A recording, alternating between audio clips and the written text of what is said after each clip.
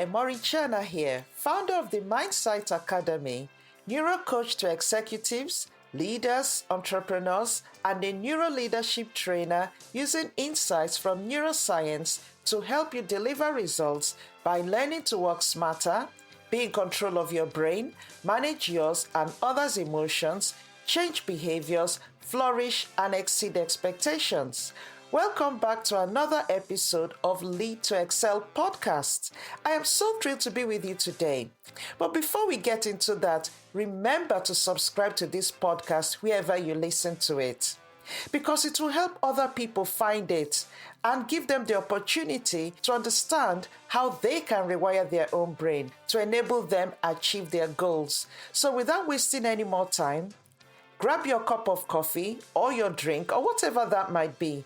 Put your feet up and listen in. Today, we will discuss how developing emotional intelligence and understanding how your brain works can help you thrive in a toxic work environment. A toxic work environment is one where you experience negative behaviors such as disrespect, discrimination, and even micromanagement. And all this can adversely affect your mental and physical well-being. Now, employees may feel undervalued from this kind of environment. Some will feel helpless, frustrated, and even burnt out due to the stressful feelings that they're experiencing. Perception plays a crucial role in a toxic work environment. A person's perception of the workplace is subjective and influenced by their personality, their values, beliefs, and even past experiences.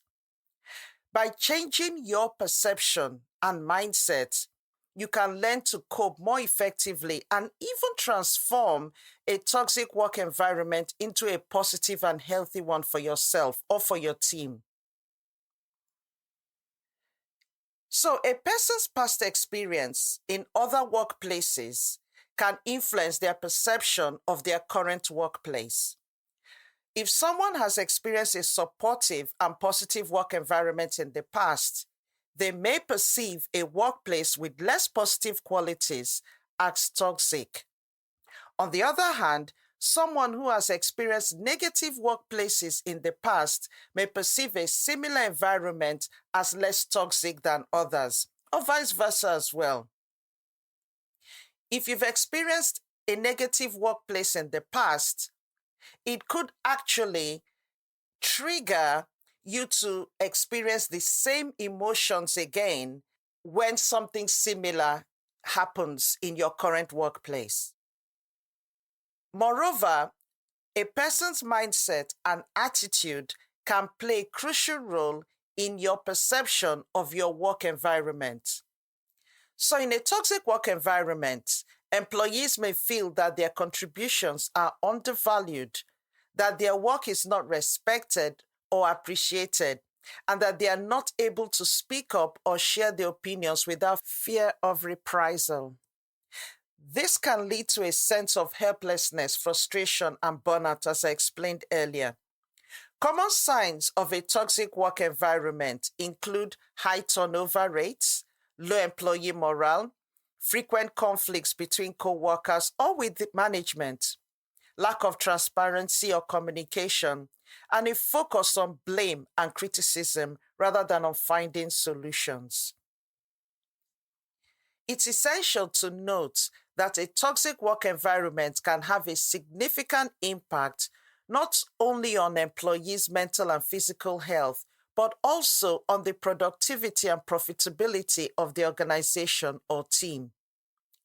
So creating a positive and healthy work environment is crucial for both the well-being of employees and the success of the organization or business as a whole.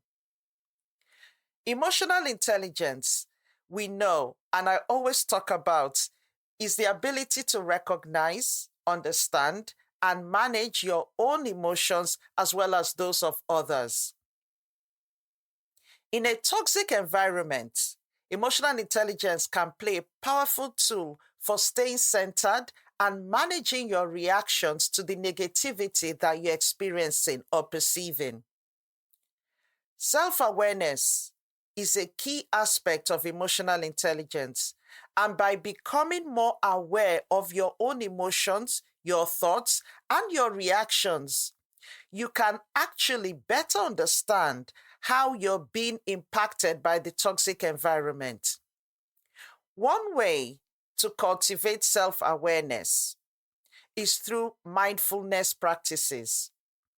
Mindfulness involves being present in the moment and non-judgmentally observing your thoughts and your emotions.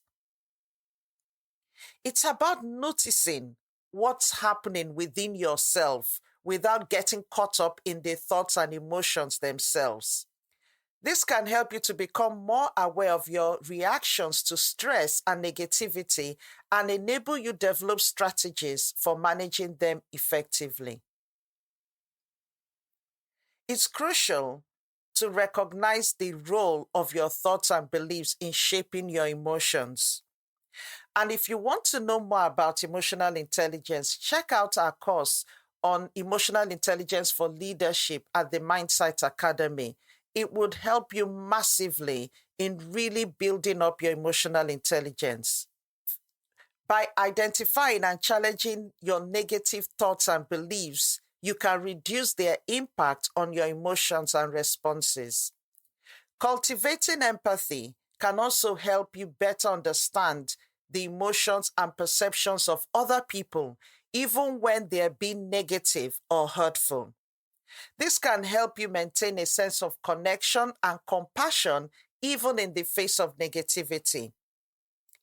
And this reminds me of a client that reached out to me last year that was in a really toxic work environment. And within, I'll probably say 3 weeks, her whole mindset had completely changed and she was not feeling stressed anymore. The issue in this case was her manager was creating an environment that was quite toxic by finding faults in everything she did, criticizing her work consistently, micromanaging her. And this was a senior leader. So I'm not even talking about someone who is new in the profession.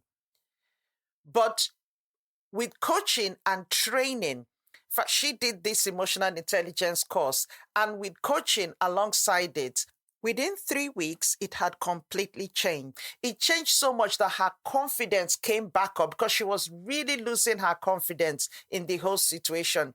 Her confidence built back up, and she was able to see that the issue was not her.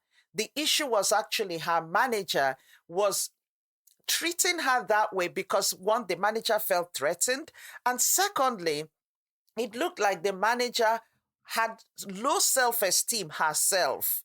So what she was then doing was trying to put everyone around her down, which is so unfortunate. And this is why I keep saying, leaders, you need a coach. And you need emotional intelligence, not just coaching, but understanding how to build up your own emotional intelligence. It will make a huge difference to you personally and to the people you lead. Anyway, the conclusion of this client was that manager resigned and she's now in a fantastic work environment. Because you see, once she changed, it looks like the manager then realized that what she said was that she felt that the role was not for her. So she now went back to what she was familiar with. If she had a coach working with her, and if she had high emotional intelligence or even understood how to build it up, it would have been a different story. She could have thrived on that role.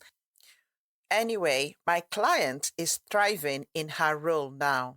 Neuroscience also has a role to play in helping us thrive in toxic environments. Our brains are wired to respond to stress and negativity in certain ways, and understanding these responses can help us develop more effective strategies for managing them. Neuroplasticity is the brain's ability to change and adapt. By practicing new behaviors and thought patterns, we can rewire our brains to respond differently to stress and negativity. In a toxic work environment, one thing to remember is that the only person you can change is yourself. You cannot change somebody else. But just like the story I've just told you, when you change, it's most likely that the people around you would also change. At least change in the way they respond to you or react to you. Neuroscience has shown that positive experiences and emotions can help counteract the negative effects of stress and negativity. By intentionally seeking out positive experiences and emotions, such as gratitude, joy, compassion, you can actually help build resilience and thrive in toxic work environments. So, taking care of yourself physically, mentally, and emotionally is crucial when dealing with a toxic environment. This means prioritizing self-care activities such as exercise, getting enough sleep, eating healthy, and engaging in activities that bring you joy and fulfillment. Finally, it's important to cultivate a growth mindset in a toxic work environment. Well, you need a growth mindset anyway, whether in a toxic or non-toxic, but when you're in a toxic work environment, you need it. A growth mindset involves seeing challenges as opportunities for growth and learning rather than as threats. By adopting a growth mindset, you can stay focused on your goals and values and maintain a sense of purpose and meaning even in the face of negativity. As individuals, we can take steps to manage our own responses to negativity, but it's also important to advocate for change and work towards creating a more supportive and respectful work environment for everyone. By promoting empathy, positivity, and a growth mindset, we can help transform toxic work environments into spaces where everyone can thrive. Thank you once again for listening to Lead to Excel podcast. If you found this episode informative and helpful, please subscribe to our podcast for more insights and tips on personal and professional growth. I look forward to sharing more valuable content with you in the future. Have a blessed day. And remember that you are limitless. So I look forward to seeing you in our next episode. Bye for now.